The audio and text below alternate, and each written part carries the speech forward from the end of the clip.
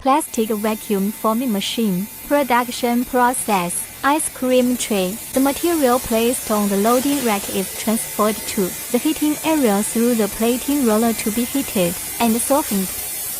Once the plastic material is heated to the appropriate temperature, it is placed in a blister chamber above the mold. Then, by starting the vacuum pump of the blister machine, the air in the chamber is expected to form a negative pressure environment. Then the mold and plastic products are cooled through spray gun water cooling and fan air cooling.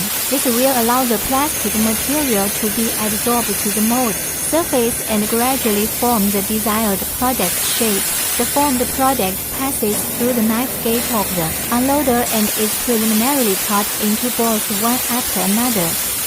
Then the plastic product is cut into individual products through a cutting machine. This is the whole production process. Thank you for watching. If you are interested, please contact us.